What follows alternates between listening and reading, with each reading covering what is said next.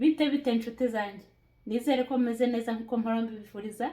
Nitwa Christine Nyirahamana. So video y'uyu munsi tugiye kuganira ku bantu babona Imana ibahezagiye bagatangira kuzamura intugu, bakumva ko nta muntu wundi bavugisha, bakumva ko ntawe bafasha, ibyaba ari ibyabo no. Iyaguhezagiye niyo ishobora guhezagira kandi nizanahezagira wa wundi urebera hasi. Ntuzi icyejo hatwite, ntuzi icyejo hamubikiye. None kuki wumva Imana yaguhezagiye ugatangira kuzamura intugu ngo njye ntabwo navugana n'abantu b'abakene, ntawe nafasha, nijye nayakoreye? Ni wowe wayakoreye. Ninde waguhezagiye? Umuhezagiro wa mbere ufite ni uyu mwuka uhumeka. Umuhezagiro wa mbere ufite ni uko bucya ukabasha kubyuka. Hari benshi bajya kuryama ntibabyuke. Wowe uraryamye ubashije kubyuka, ugiye ku kazi, uratashye. Ni bangahe bajya ku kazi ntibagaruke kubera accident cyangwa se n'ibindi?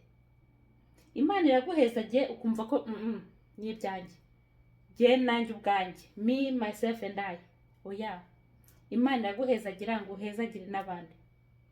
Uri umuyoboro w'abandi bantu bataragera ku rwego rwawe, bafashe bazamuke bagere ku rwego rwawe. Kumva ko Imana iguhezagiye ugatangira kuzamura intugu, ukarebera abandi hasi, ukumva ko Yesu we nta n'umwe wakoraho, bose bahita bakwanduza ubukene. Ibuka aho wavuye sha. Tujye twibuka aho twavuye. Wibuke ko uriya hariya ari nawe wigeze kuhaba. Imana yaguhezagire, reka ube itiyo ihezagira n'abandi, ubafashe nabo batera imbere. Niba ubishoboye ukafungurira umuntu business, apana guhora umuhereza. Aho kugira ngo umuntu ifi, mwigishe kuroba, ajye yirobera nawe ubwe. Kuko guhora uhereza ntaho byazageza umuntu. Ariko ubishoboye ukabasha gufungurira business z'uwo muntu, ni ukuri Imana yabiguhezagirira kandi waba umuteje imbere nk'uko Imana yaguteje imbere.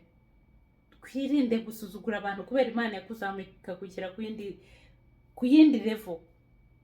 Oya, twibuka aho Imana yadukuye. Aho yadukuye izakura n'abariya bandi bakiri hasi, izabazamura yenda no kurutaho wowe uri. Usanga ugiye kubasabiriza. Gufasha bizana imigisha. Uko uhereza gutya, Imana izana iyindi migisha izana hano. None uko uyinjije hano, nawe bari kuhereza. Simvuze ngo usohore ibyo ufite mu nzu, ariko se fasha abatishoboye. Ni ukuri dutezanye imbere, twirinde ikintu cy'ishyari, ntawe